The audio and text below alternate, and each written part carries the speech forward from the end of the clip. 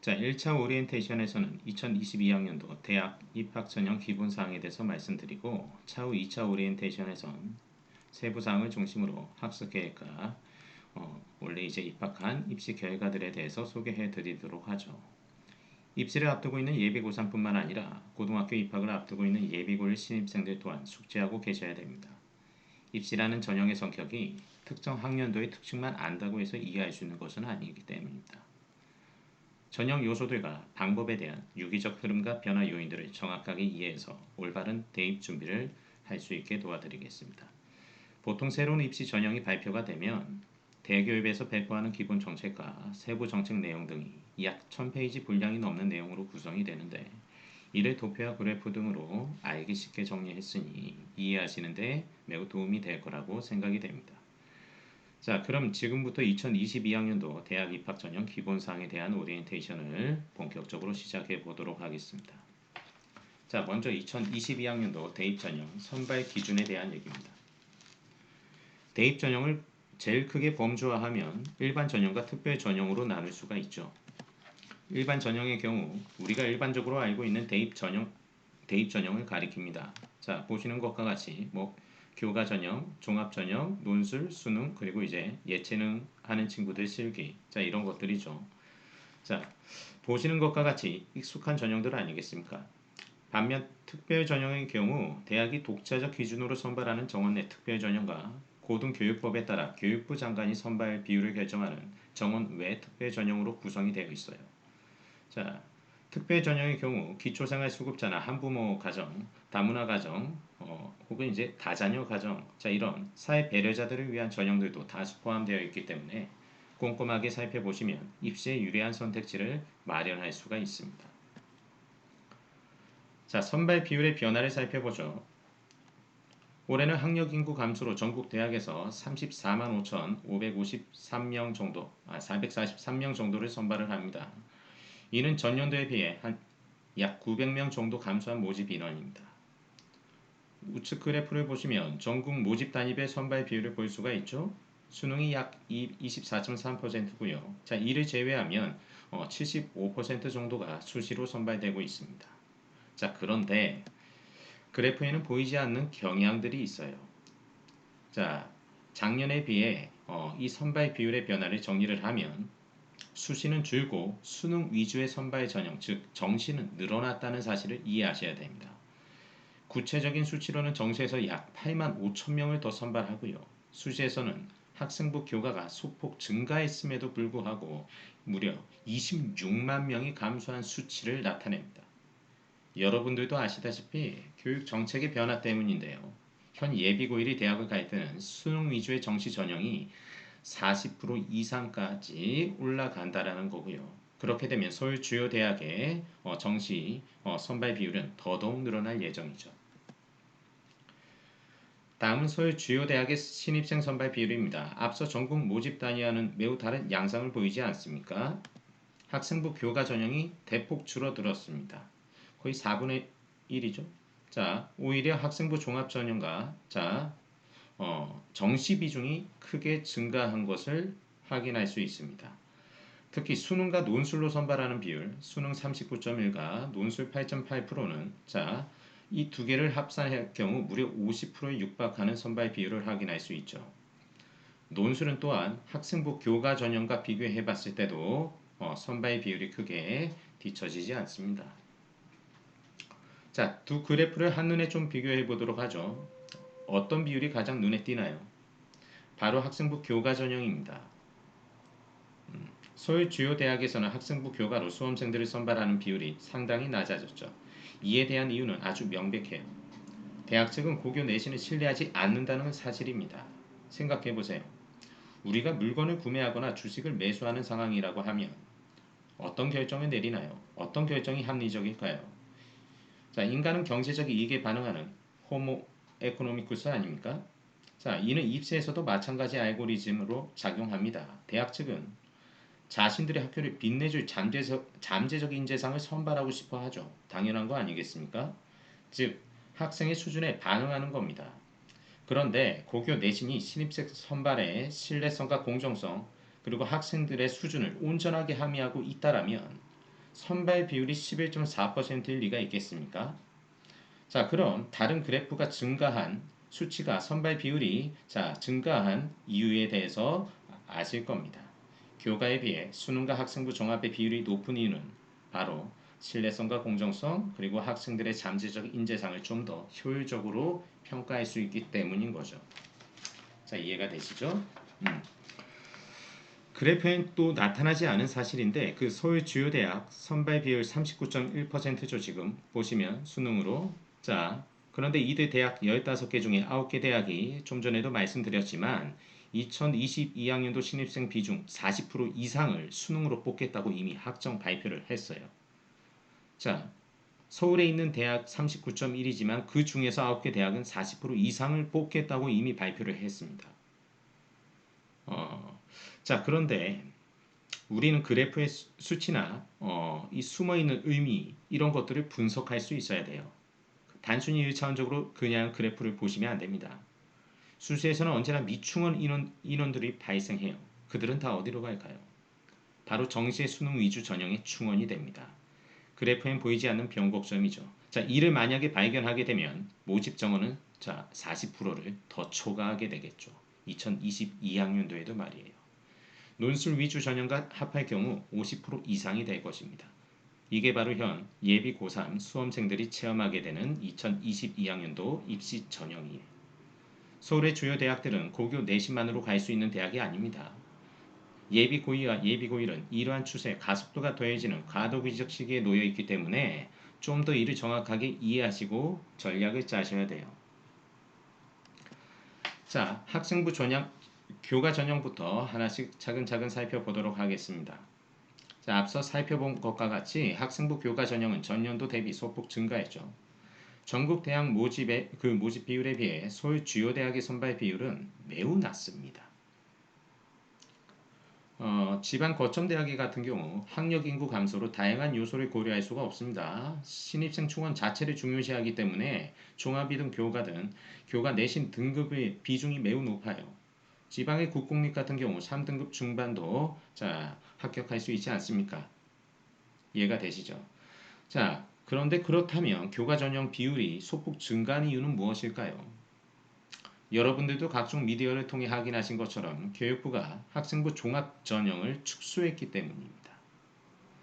학생부 종합 전형에서 감소한 비율 대부분은 정시로 흡수가 됐고요. 나머지 아주 일부가 교과 전형으로 편입이 되면서 발생한 수치의 변화입니다. 자, 그럼 여기서 우리는 의문이 생깁니다. 앞서 대학 측은 분명 고교 내신을 신뢰하지 않는다고 했는데 교육부의 정책을 수용해버렸죠. 학생부로 학생을 더 뽑습니다. 0.6%나 늘어났어요. 자, 왜 이럴까요? 이러한 의문은 의외로 쉽게 풀립니다. 우측 벤 다이어그램을 보면 학생부 교과 전형의 평가 요소를 확인할 수 있죠. 서울 주요 대학은 교과 성적을 평가의 교집합으로 활용할 뿐만 아니라 이를 신입생 선발의 핵심 요소로 활용합니다. 자, 정량적으로 평가해요. 학생부 교과는 내신 등급을 봅니다. 원점수, 표준점수 뭐 이런 것들을 보지 않아요. 자, 그렇다면 어떤 학생이 어떤 수준의 교과 성적을 활용하는지 한번 예를 들어보죠. 다음을 보시죠. 자, 서영고를 제가 예를 들면 너무 극단적이기 때문에 한양대 정도로 골라봤습니다. 한양대를 학생부 교과 전형으로 입학하기 위해선 다음과 같은 내신 등급을 유지해야 됩니다. 좌측은 인문계열, 즉 문과고요. 우측은 자연계열, 이과 학생들의 합격생 평균 등급입니다. 그리고 각각의 학과는 극상의 지원율을 보이는 학과와 평균 지원율을 보이는 학과들로 뽑아봤는데 별 차이가 없죠. 보시는 것처럼 학생부 종합은 학생부 교과는 종합과는 완전히 다른 전형임을 확인할 수 있어요. 저희 주변에는 이제 3등급인데도 학생부 종합으로 대학을 간 친구들이 다수 있지 않습니까? 근데 교과 같은 경우는 지금 내신 등급이 상위권 중에서도 극상위권으로 형성이 되어 있어요. 즉 1등급 중반을 넘어갈 경우 서울 주요 대학 교과 전형에 합격하기가 쉽지 않다는 걸 보여줍니다. 고교 내신을 정량적으로 즉 등급만으로만 뽑으라고 하니까 대학 측에선 그래? 알겠어 하고 극상위권이 아닌 경우는 선발하지 않겠다는 의지예요. 왜? 전국엔 2,000개 이상의 고교가 있어요. 정확히 2,356개였나 그랬습니다. 자, 거기에서 40만 명이 넘는 수험생 중에 고교 평균 내신, 3년 동안 평균 내신이 1등급인 학생이 4%니까 2만 명 정도가 되겠죠. 그 중에서도 전국 1등급 학생 2만 명 중에 그 중에서도 몇 프로입니까? 아까 11.4%만 뽑겠다고 했잖아요. 2만 명 중에 전국 1등급 중에서도 11.4%만 뽑겠다고 하니 나머지 수험생들이 비집고 들어갈 틈이 보이지 않는 겁니다. 학생부 종합과 학생부를 본다라는 공통점 말고는 동일한 게 전혀 없네요. 자, 그런데 그렇게 생각을 하시면 안 됩니다. 자, 그런데 수험생들이 비집고 들어갈 틈을 제공하는 겁니다. 대학 측에서. 그게 바로 최저학력 기준과 서류 또는 면접이죠. 자, 이를 두고 교사나 수험생들은 이 틈을 부담으로 해석하고 이해하는 경우가 많습니다. 절대로 그렇지 않습니다. 전국 극상위권 학생들 사이를 비집고 들어갈 수 있는 틈이라고 해석을 해야 돼요. 우리가 어떻게 해석하느냐에 따라 구체적인 계획과 실천 방법도 달라지기 때문입니다. 자, 많은 대학에서 학생부 교과 전형의 경우 최저학력 기준이나 면접을 추가로 요구해 왔는데 올해부터는 수험생들에게 서류를 요구하는 학교들이 대거 등장했어요. 교과 성적을 매우 비중 있게 살피되 수험생의 서류 또한 검토하겠다는 겁니다. 즉 정량적인 내신 등급이 중요하되 정성 평가를 고려하겠다는 거예요. 자, 교과 선발 비율이 늘어난 만큼 대학 측도 그래? 그것만으로는 좀 힘든데 경쟁력 강화를 위해서 우리도 그러면 정성 평가를 조금 보완해서 학생들을 뽑을게 라는 식이죠. 성균관대 고려대 같은 많은 학교들이 교과 전형에 원래 서류를 포함한 거예요. 교과 성적을 정량적으로 평가할 뿐만 아니라 수험생의 학생부를 통해 학업 역량을 정성적으로 참고하겠다는 겁니다. 구체적인 서류 준비와 면접 전략은 차후 영상에서 제가 소개하도록 하고, 자, 다음 예를 한번 봅시다. 연세대와 고려대 어디가 좀 더 합격하기 수월합니까? 혹은 여러분 주변에 어떤 학교를 다니는 지인이나 선배들이 많나요? 자, 연세대 교과의 경우 극상의 내신 등급과 최저학력을 충족해야 되기 때문에 별로 없죠. 그럼 반면에 고려대 같은 경우 특히 올해는 서류를 바탕으로 한 정성평가를 추가했기 때문에 학생의 잠재적 발전상과 전공 적합성을 고려하겠다는 입장이기 때문에 좀 더 수월할 수 있습니다. 자, 뭐 이걸 또 보시면 동국대선 이제 탈락한 학생이 경희대선 재취업할 수 있는 경우가 생깁니다. 가능하다는 거죠. 교과 등급은 좋으나 서류가 부족한 경우엔 오히려 경희대는 붙는데 동국대는 떨어질 수 있다라는 거예요. 동국대가 서류를 추가했기 때문이겠죠. 즉 올해 수시는 그야말로 전략이 곧 실력이라는 것을 방증하는 해가 될 것입니다. 전략이 상당히 중요합니다. 다음은 학생부 종합 전형에 대해서도 한번 살펴보도록 하겠습니다. 학생부 종합 전형은 올해를 기점으로 선발 비율이 매년 감소가 될 예정이죠. 학생 선발의 투명성을 앞세운 교육부의 정책에 따라 전국이나 서울 주요 대학 모두 선발 인원 감소가 확정되었죠. 자, 학생부 교과 전형은 말 그대로 수험생의 잠재적 능력을 종합적으로 평가하는 전형이에요. 따라서 수험생의 가시적인 학업 역량뿐만 아니라 계열과 전공 과목에 대한 전공 적합성, 발전 가능성 이 모두를 두루 검토합니다. 나아가 공감을 바탕으로 협업할 수 있는 인성 또한 평가합니다. 여기서 인성이란 봉사활동을 얼마나 많이 했냐, 교내에서 하지 않고 뭐 외부 활동도 외부에서 진정한 봉사활동을 했냐 이런 게 아닙니다. 진로와 계열을 잘 보여주는 인성이냐 이게 중요한 거죠. 무슨 말씀인지 알겠죠? 자, 이 모든 평가 요소는 학생부와 추천서, 자기소개서와 면접을 통해서 평가가 됩니다. 자, 어, 결국 면접을 제외하면 서류가 핵심 전형이라는 거죠. 따라서 학생의 역량만큼 교사의 역량 또한 절대적인 비중을 차지합니다. 자, 학종 평가 요소들을 오늘 뭐 전부 다 살펴보는 건 하루 종일 말씀을 드려도 시간이 모자라기 때문에 수험생들이 가장 간과하는 요소 중 학업 역량 중 간과하는 요소들을 한번 살펴보죠.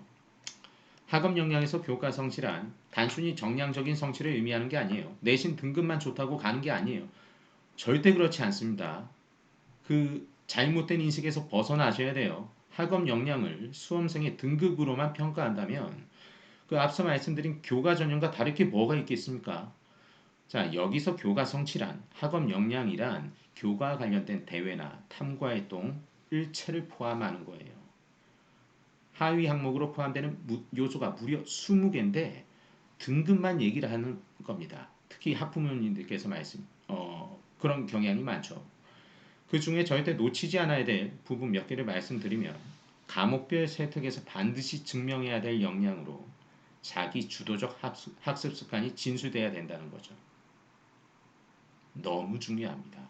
자, 이는 대학의 교육 철학과 선발 기준을 떠나 무조건적으로 진수돼야 되는 요소예요.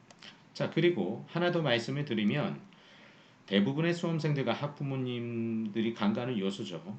제가 최근 3년 동안 진행한 컨설팅을 모두 세어보면 236명인데 1년 전부터 미리 예약을 받기 때문에 학원생들을 제외하면 대부분 학교나 이제 학부모님들의 추천이나 의뢰를 받아 진행하는 경우가 많습니다. 자, 이 중 수시 전형에 탈락한 수험생이 단 한 명도 없어요. 자, 분명 이유가 있지 않겠습니까? 고3인데 이 부분이 부족하거나 잘못된 준비 과정이 확인이 되면 저는 절대로 컨설팅을 진행하지 않습니다. 자, 이게 물건을 파는 게 아니지 않습니까? 바로 이 교과 선택이 매우 중요한 역할을 합니다. 자, 교과 선택은 보통과 전문으로 나눌 수 있고 보통은 다시 공통과 선택으로 나눌 수가 있죠. 선택 교과는 다시 일반과 진로로 나눌 수가 있는데 이 중에 입학 사정관이 매우 유심하게 관찰하는 부분이 있는데 바로 진로 선택 과목이에요. 자, 이는 현행 입시에서 매우 아주 정말 절대적으로 중요한 요소로 자리 잡고 있습니다. 혹시나 친구들이 많이 들으니까 내신 등급을 잘 따기 위해서 진로 과목을 선택하고 있지는 않나요? 그런데 여러분 아시나요? 입학 사정관들은 진로 선택 과목을 볼 때 인원수가 너무 적어서 4등급이 나올 수밖에 없는 이유를 아주 유심히 고려하고 점검하고 평가합니다. 진로를 드러낼 수 있는 과목을 선택하셔야 돼요.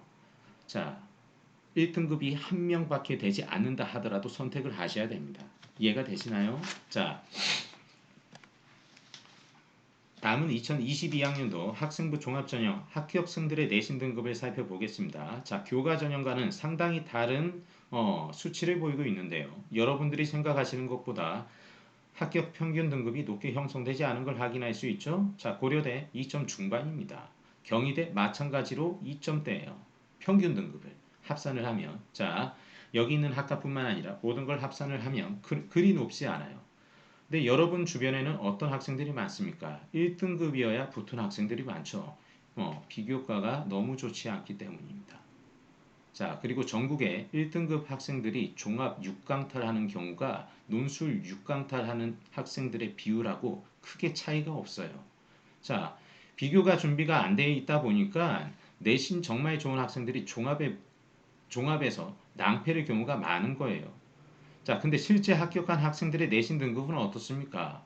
여러분들이 좀만 공부하면 충분히 도전해 볼 수 있죠. 그런데 어때요? 비교과가 좋지 않기 때문에 이것보다 내신 등급이 좋아도 떨어지는 겁니다. 이해가 되시나요? 자, 자, 여러분, 학생부 종합은 전략이에요. 최근 3년 동안 학원생들 중에도 5등급 이하가 숭실대, 한양대, 국민대, 동국대, 인하대 등을 간 사례들이 많아요. 4등급인데 고려대를 간 여학생도 있습니다. 종합을 교과처럼 준비하는 수험생들 혹은 학부모님들 절대로 노력에 대한 보상을 받을 수가 없다는 걸 명심하셔야 됩니다. 이러한 추세는 2년 전부터 두드러지게 가시적으로 나타나고 있습니다. 자, 학생부 반영 방법의 변화를 한번 봅시다. 학기당 수상 내역을 한 개로 인정하겠다는 건 무엇일까요? 과도한 경쟁을 막겠다는 취지일까요? 아니면 입학 사정관에게 제시해야 될 상해 종류를 매우 신중하게 선택해서 보이라는 걸까요? 바로 후자입니다. 이는 교육 정책이 휴머니즘으로 전환되는 게 아니에요. 결국 입시는 상대평가이기 때문에 수험생들이 입시라는 전쟁을 치른다는 건 변함없는 사실입니다. 결국 상대방보다 나은 위상을 차지해야만 합격할 수 있는 적자 생존의 구조이죠. 수많은 수상 내역 중에 전공 적합성과 학업 역량을 명시적으로 실천적으로 보여줄 수 있는 것, 그것만 기재를 하라는 겁니다. 자, 그것만 보겠다는 거죠. 이는 여러분보다 입학 사정관들의 평가에 도움이 되는 요소입니다. 여러분들을 위한 변화의 요인이 아니라는 거죠. 자, 진로 기재란이 빠진 부분은 창체 진로 활동에서 기재를 하면 됩니다. 단편적인 진로 기재보단 활동 중심의 진술에서 진로를 살피겠다는 의지죠. 자, 이를 곡해해서 진로를 적지 않아도 된대. 중간에 막 바꿔도 된대. 자, 이렇게 생각을 하시는 친구들은 아마도 대학도 천천히 가겠다는 의지로 입학사정관들이 해석을 할 겁니다. 자, 다음은 자유동아리 기재 제한의 경우 자기소개서나 면접을 활용하라는 대학 측의 의도가 담긴 변화라는 걸 이해하시면 되겠고요. 마지막으로 항목별 글자 수의 변화입니다. 글자 수가 축소된 만큼 기재되는 내용과 이를 담아내는 표현 방식의 중요성은 확대가 된 거예요. 수상 내역을 줄인 것과 일맥상통하는 부분입니다. 물리적 글자 수를 줄인 것이지 활동을 적게 하라는 의미가 아니에요. 따라서 수험생들은 다양한 활동 중에 무엇이 더 중요하고 덜 중요한지 구별해야 되고요. 학생부 기재 주체 즉 항목별 담당 선생님께서는 학기 중에 학생들이 지속적으로 관찰하고 점검해야 됩니다. 그런데 학기 말이나 연말에 학생부를 일괄 처리할 경우 다른 학교 수험생들보다 부족한 학생부가 적시되는 거겠죠. 또한 관심을 가지는 것만큼 어떤 요소를 어떤 포장지로 담아야 하는지 이에 대한 작문 능력을 함양하는 것도 상당히 중요해요. 자, 이는 선생님들의 역할이겠죠. 그러나 모든 선생님들의 작문 능력이 동일할 수는 없는 노릇 아니겠습니까? 결국 뛰어난 컨설팅 전문가와 좋은 선생님, 자, 이런 분들의 도움이 더욱 커지게 될 겁니다.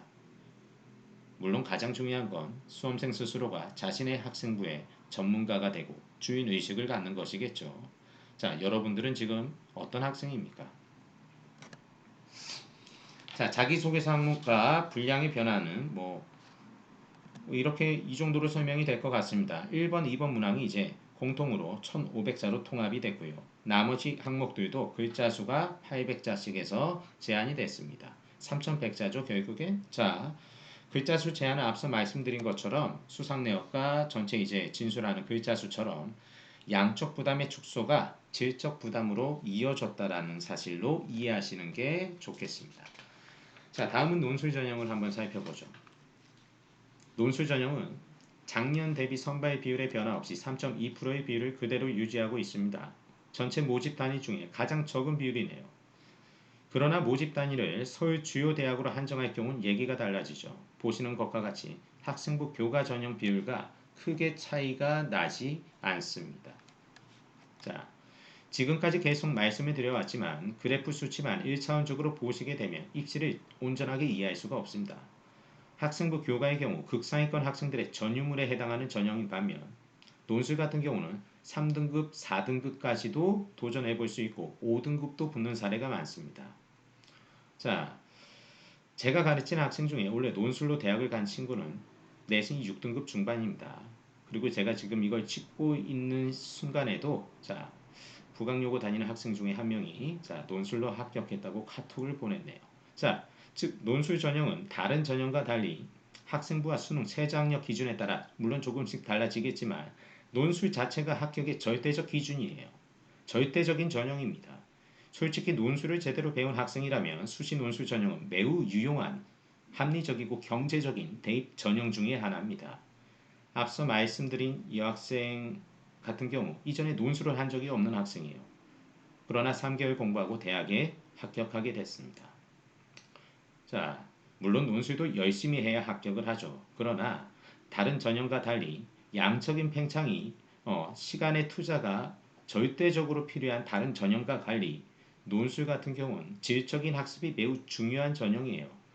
초기값 자체를 높은 수준과 올바른 방법으로 잡을 경우 수개월 안에 합격 답안을 써내려갈 수도 있는 전형이라는 겁니다.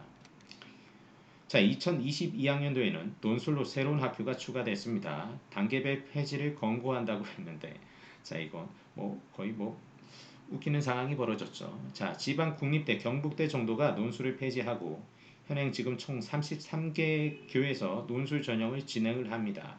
이 중 서울의 주요 대학 15개 중에 13개 대학이 논술에 포함이 되어 있죠. 서울대랑 고대를 제외하면 서울 주요 대학 15개 대학은 모두 다 논술을 진행을 합니다.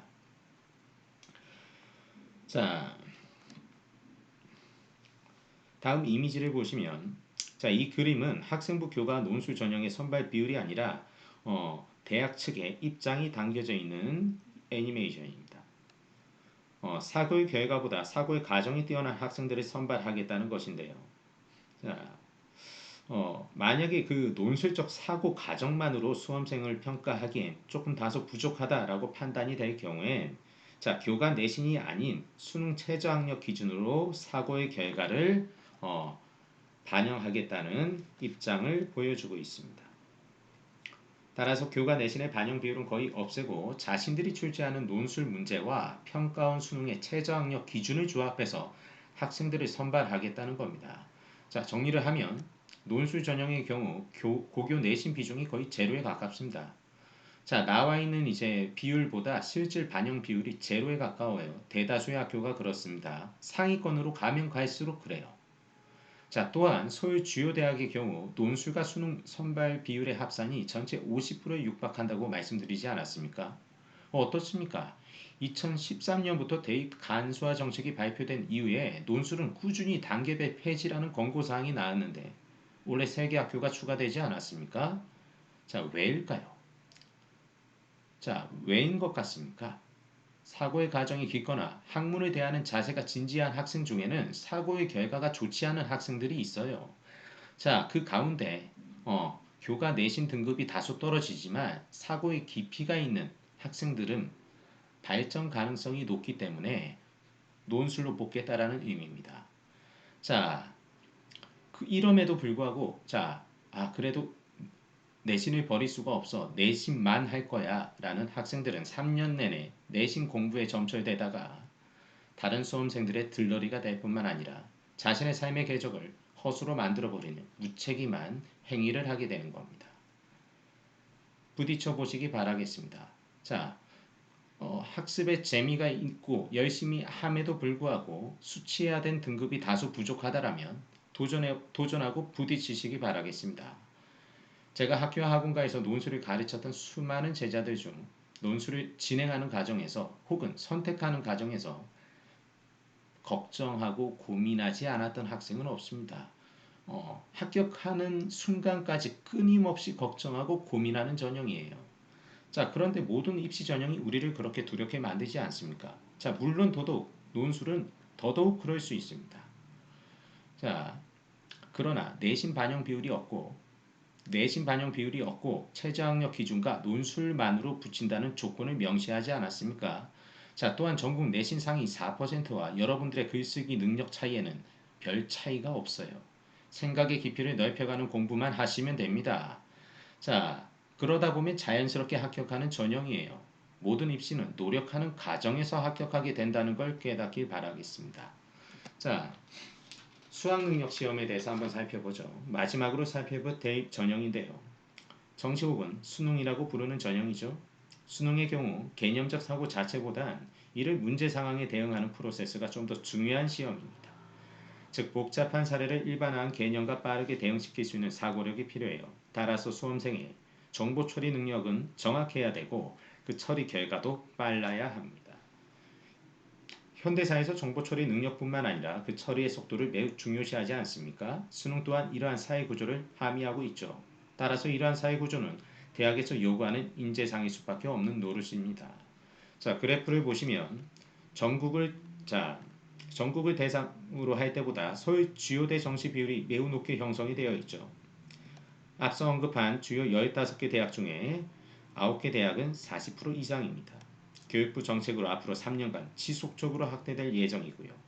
이번 시간엔 과목 구조와 출제 방식의 변화 정도만 말씀드리고 차후 영상에서 정시 대비 전략에 대한 구체적인 설명을 이어가도록 하죠.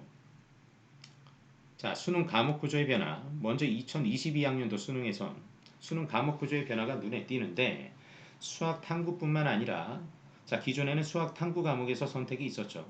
근데 이뿐만 아니라 국어 영역에서도 특정 과목을 선택할 수가 있어요. 국어 영역에서 공통 과목인 독서와 문학을 제외한 합법과 작문 그리고 언어와 매체 자 이러한 것들을 수험생들이 자 고려해서 하나만 선택하고 응시하시면 됩니다. 어, 이때 필수 과목으로 이제 독서와 문학이 출제되는 문항수가 약 75%이기 때문에 선택 과목의 비율은 25%로 상대적으로 적다고 할 수 있겠습니다. 자, 따라서 본인이 좀 더 잘하는 과목을 선택하는 것도 중요하지만 자, 인문계열 같은 경우는 대학 측에서 이왕이면 문법 아니겠습니까? 자, 인문대학 같은 경우는 사회대학 같은 경우는 아마도 합법과 작문을 좀 더 중요시할 겁니다. 즉 대학에서 특정 과목을 지정하는 경우를 미리미리 자 확인을 하시고 학습 전략을 세워야 성공적인 수능을 치를 수 있겠죠. 자 수학의 경우 이제 수원과 수투가 공통이 되고요. 확통 그리고 미적과 기하 과목을 선택 과목으로 설정을 했습니다. 그러나 서울 주요 대학의 대부분에서 미적과 기하를 자연계열 즉 이과 학생들이 선택하도록 유도하는 지정 과목으로 선택을 하고 있기 때문에 수험생 입장에서는 선택 과목이라는 느낌이 덜한 게 사실이죠. 보통 이제 좀 주요 대학에서는 자연계열 학생들은 뭐를 선택한다고요? 미적분 혹은 기하를 선택을 해야 되는 겁니다. 이해가 되시죠? 어, 자 다음을 보시죠. 탐구 과목입니다. 탐구. 자, 탐구 과목의 경우엔 인문과 자연계열 구분 없이 사탐과 가탐 아무거나 자유롭게 두 과목을 응시하면 되는 구조로 변했습니다. 자, 물론 이것도 마찬가지, 수학과 마찬가지로 학교별 지정 과목이 존재할 수 있기 때문에 모집 요강을 점검을 해야 되는 부분이고요. 자, 그리고 제2외국어의 경우 한국사 영어와 함께 절대평가로 자리를 바꿨습니다. 또한 필수 과목으로 지정되기도 했죠. 자, 이는 무엇을 시사할까요? 자, 예전에는 제2외국어로 탐구 과목을 대체할 수가 있었는데 이제는 그게 불가능하다는 것을 의미하죠. 자, 왜냐하면 탐구 과목은 상대평가에 반면 제2외국어는 절대평가가 됐기 때문입니다. 자, 출제 범위의 변화. 다음을 보시면 수능 출제 범위의 변화가 눈에 띄죠. EBS 연계율이 70%에서 50%로 축소가 됐고요. 연계 방식 또한 직접에서 간접으로 바뀌었습니다. 즉, 교재 지문을 그대로 있는 그대로 반영하는 구조가 아닌 요지를 최대한 고려하겠다는 입장입니다. 예를 들어 현대시에서 민족사적 비극을 다루는 일제강점 지식인의 시가 EBS 연계 교재에 연계가 됐다고 치면 이와 유사한 작품을 출제하겠다는 거죠. 자, 그런데 문제는 학교 내신입니다. 학교에서는 EBS 교재를 직접 연계 방식으로 활용해서 중간 기말고사를 치르고 있죠. 결국 수험생들이 이 두 가지를 모두 고려해서 입시 준비를 할 수밖에 없는 정황에 놓이게 된 겁니다. 자, 두 가지를 모두 고려해서 준비할 수밖에 없는 거예요. 어떻게 해야 될까요? 그러면 자 정시나 논술을 준비하는 학생들이 오히려 EBS 연계 교재에 대한 부담이 줄어들게 되는 거 아니겠습니까? 자 부담을 줄이기 위해서 선택한 교재가 오히려 학생들을 혼란스럽게 하고 있는 겁니다. 자 여기까지 대학 입시의 특징과 변화에 대해서 살펴봤는데요. 저도 입시를 경험한 사람으로서 그리고 선배로서 여러분들에게 드리고 싶은 말씀이 하나 있어요. 여러분들이 얼마나 힘든지 잘 압니다. 그러나 쉬운 방법을 선택하기보단 자신에게 가장 알맞는 전형을 지혜롭게 선택하라는 말씀을 드리고 싶어요. 적어도 두 개 정도를 말이죠. 다른 학생의 들러리가 되질 않길 바랄 뿐입니다. 가정뿐만 아니라 결과에서도 자신이 하는 공부를 책임질 수 있는 것을 선택하라는 거예요. 남을 쫓아 하는 공부는 정원에 꽃을 뽑고 잡초에 물을 주는 결과만 초래할 뿐이죠. 자 이제 정말 마지막으로 자 학원 커리큘럼을 설명하고 오리엔테이션을 마치도록 하죠. 겨울방학 프로그램입니다.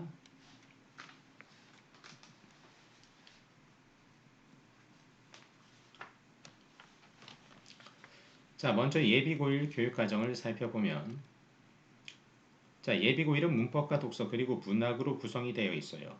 먼저 문법의 경우 보시는 바와 같이 의문 단어 문장론 3개로 진행이 되는데 자, 고교에서 다루는 문법 비중의 70% 이상을 차지할 뿐만 아니라 1학년 교과 시험에서도 상당히 비중 있게 다뤄지고 변별력이 높은 부분이라 겨울방학에 반드시 학습이 완료가 되셔야 됩니다. 이미 학원의 예비고이들은 학습이 다 진행이 되고 평가 문항들도 살펴봤기 때문에 다가오는 1월 달엔 독서와 문학에 좀 더 초점을 맞출 생각입니다. 자, 독서의 경우 국어 교과 중에 가장 변별력이 있는 과목 아니겠습니까? 글의 수준에 따라 지문에 딸린 문제 모두가 전멸될 수도 있습니다.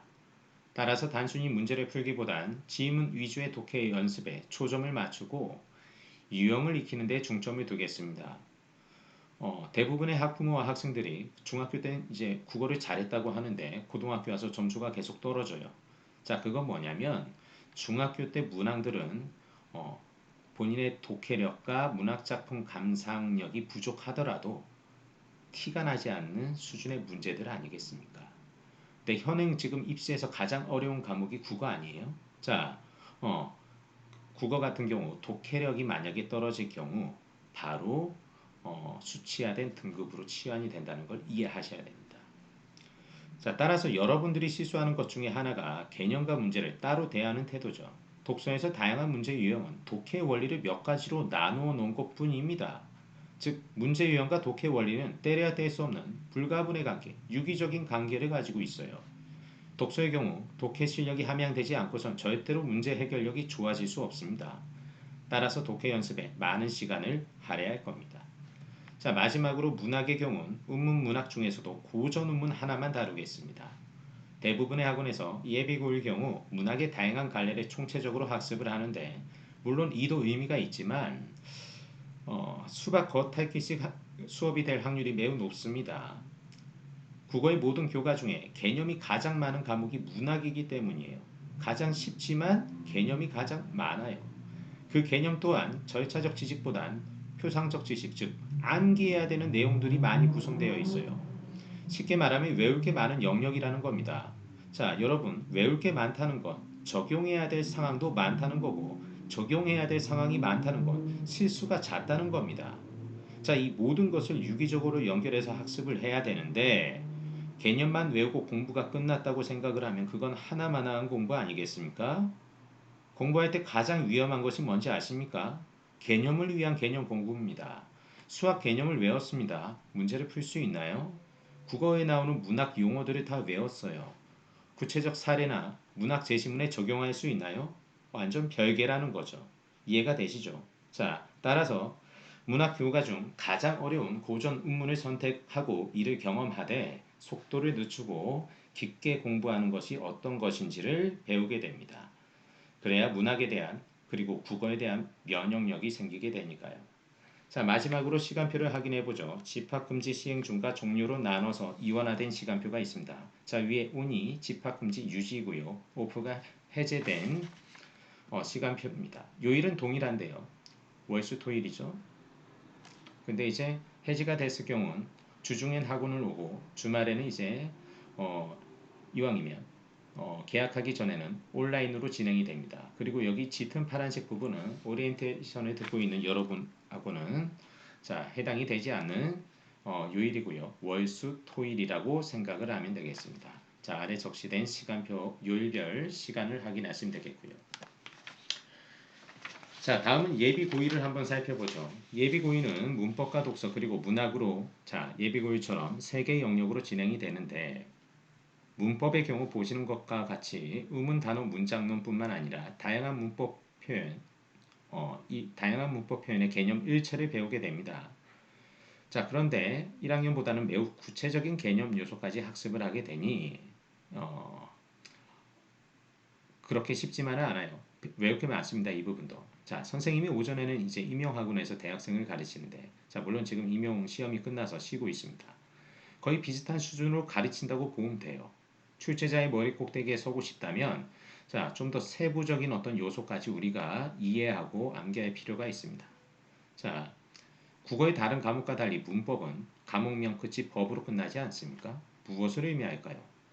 이해 정도도 중요하지만 암기의 정도도 절대적입니다. 숙지하고 계셔야 돼요. 자, 예를 들어 우리가 일상에서 도로교통법증, 나는 이게 이해가 안 돼.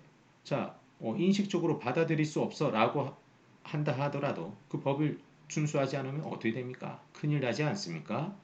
즉, 이해 자체도 물론 중요하지만, 자, 암기하고 숙지하는 게 상당히 중요해요. 가끔 어떤 선생님들이 혹은 유명 강사들이 이런 얘기를 합니다. 문법을 왜 외웁니까? 자, 보기에 있는 외적 증거를 분석해서 풀면 전부 다 풀린다라는 얘기를 하죠. 어, 완전히 틀린 말은 아닙니다. 자, 그런데 보기가 없는 내신 문제와 수능 문제가 출제가 됩니다. 어떡하실 겁니까? 혹은 보기가 있는데 개념적 진술, 낯선 대상을 쉽게 풀어놓은 개념적 진술이 아니라 보기가 사례적 진술이라면 그 문제 어떡하실 겁니까? 생각해 보세요. 익숙하지 않은 개념입니다. 보기가 나왔다 치더라도 나에게 너무 생소하고 낯설 경우 어렵게 느껴지는 게 법 아닙니까? 여러분 제가 헌법책 갖다 주면 읽고 이해가 됩니까? 거기 있는 사례와 보기를 보고 한 번에 이해가 되세요? 낯선 게 곧 어려운 거죠. 그게 바로 문법입니다. 자, 이해가 되시죠? 자, 훌륭한 강의로 소통해 볼 테니 기대하셔도 좋고요. 자, 독서의 경우 지문 분석보다 유형 연습에 초점을 맞춥니다. 독해 원리나 지문 분석이 다소 부족한 친구들은 저학년 영상과 교재를 참고하시면 됩니다. 무료로 제공해 드리겠습니다. 자, 문학의 경우 음문과 산문일체를 다루고요. 개념 자체도 중요하지만 평가원 기출 문제를 바탕으로 문학의 두 영역이 어떻게 문제 상황으로 문학의 두 영역에 해당하는 개념들이 어떻게 문제 상황으로 녹여져 있는지 유형별로 학습을 하는 전략을 세워보겠습니다. 자, 시간표는 앞서 예비고일과 동일하게 집합금지 명령이 유지될 때와 해지될 때로 이원화돼서 운용이 되고요. 자, 월수토일 마찬가지로 집합금지가 해지됐을 때 주중에는 등원을 하시고 주말에는 이렇게 온라인을 활용하시면 됩니다. 자, 화목은 마찬가지로 지금 오리엔테이션을 듣는 수험생들하고는 상관이 없는 시간이고요. 요일이고요. 자, 요일별 시간은 아래에 명시된 것과 같습니다. 자, 마지막 예비 고3 교육 과정을 한번 살펴봅시다. 자, 우리 예비 고3 당신들께서는 지금 시기에 탐구 영역을 제외하고 개념 자체를 공부하고 있다라면 정말 멍청한 예비 고3이죠. 반성하셔야 됩니다. 지금까지 게을렀다면 다른 교재와 영상 등을 참고해서 반드시 따로 시간을 더 내서 공부를 하셔야 돼요. 그걸 한다고 지금 여기에 제가 정리해 놓은 것을 공부하지 않을 경우 뒤처지게 됩니다. 자, 이거 하나를 꼭 짚고 넘어가겠습니다, 여러분. 고3은 말이에요. 시간 핑계를 대선 절대 안 돼요. 저도 공부를 하지 않았습니까? 시간 핑계를 대선 절대 안 됩니다. 공부하다가 시간이 어떻게 흘렀는지 몰라야 되죠. 해야 할 공부가 5개 있는데 시간이 없어서 4개밖에 못했다? 시간이 흐르는 걸 인지하지 못하고 5개를 끝내셔야 된다고요. 자, 이렇게 시간 때문에 해야 될 걸 빼는 학생들은 그게 수시 전형이든 정시 전형이든 반드시 실패하시게 될 겁니다. 어떻게 해서든 5개를 할 수 있는 여러분이 되셔야 돼요. 자, 여기 보면 논술의 경우 선택한 학생들만 진행을 하시면 되고 나머지는 우리가 모두 학습해야 되는 공통 영역인데 우리는 문제 안에서 개념을 확인하고 문제 안에서 유형을 이해하고 문제 안에서 출제 요소를 분석하고 자, 사례별 그리고 개인적 오답의 이유를 분석하게 될 것입니다. 따라서 과제가 되지 않은 상태에서 수업을 들을 경우 수업이 이해가 되겠죠. 수업이 이해는 될 겁니다. 하지만 본인의 문제점을 결코 발견할 수 없기 때문에 성적 향상에는 그닥 도움이 되지 않겠죠. 다시 말하면 자, 여러분들께선 고3 당신들께선 문제 해결력이 개선되지 않을 수 있다는 거예요. 과제를 하지 않을 경우. 이해가 되시죠? 자, 밤마다 핸드폰 SNS로 그 핸드폰의 SNS나 유튜브로 자, 뭐 그냥 보고 싶은 걸 보지 마시고 학업과 관련된 것들을 찾아보십시오. 핸드폰을 보지 말라는 얘기 못 하겠습니다. 공부할 때도 이제 도움이 되는 경우가 있으니까요. 자, 입시와 대학을 떠나 본인 스스로 지금 어떤 행동과 사고를 하고 있는지 점검을 해 보십시오. 주변 사람들이 당신을 신뢰하고 공감할 수 있는 수험생인지 한번 생각해 보시기 바라겠습니다. 혹시라도 그런 거 나는 상관없어 라고 하는 분들은 공부 안 하셔도 됩니다. 공부는 자신을 위해서도 하는 거죠. 맞습니다. 우리 부모님들이 그렇게 말하지 않습니까? 그러나 자신을 둘러싼 주변의 고마운 사람들에게 신뢰와 공감을 실천하는 행동이기도 해요. 그런 인식이 없는 사람은 대학을 가면 안 됩니다. 그게 아니라면 한번 미쳐보시기 바라겠습니다. 자, EBS 연계 교재는 출시되는 대로 작업에 들어가겠습니다. 따라서 6월 중에 오픈할 예정이고요. 앞서 말씀드린 것처럼 내신과 수능에서 교재 출제 방식이 전혀 다르기 때문에 이를 고려해서 학습을 하셔야 되고요. 저도 내신, 수능 이 두 가지를 이원화하여 수업 준비를 하도록 하겠습니다. 자, 여러분들의 시간표는 다음과 같습니다. 마찬가지로 집합금지 유지와 집합금지 해지가 됐을 경우로 요일이 나뉘어져 있고요. 짙은 파란색에 해당하는 화요일, 목요일은 여러분과 상관이 없는 요일입니다. 요일별 시간은 아래와 같죠? 자, 학생들의 요일이 동일하고 시간이 조금 다릅니다. 이해가 되시죠? 자, 교재고요. 우리가 진행할 교재들 중에 일부고요. 그리고 이제 다음 2차 오리엔테이션엔 아래 항목들을 한번 소개해 보도록 하겠습니다. 혹시 필요한 내용들이 있다면 미리 말씀하시면 참고하겠습니다. 자, 여러분 이걸로 오리엔테이션을 마무리하도록 하겠습니다. 최선의 노력으로 최고의 결과를 만들어가는 우리 위너 클래스 학생들이 되시길 바라겠습니다. 고생하셨습니다.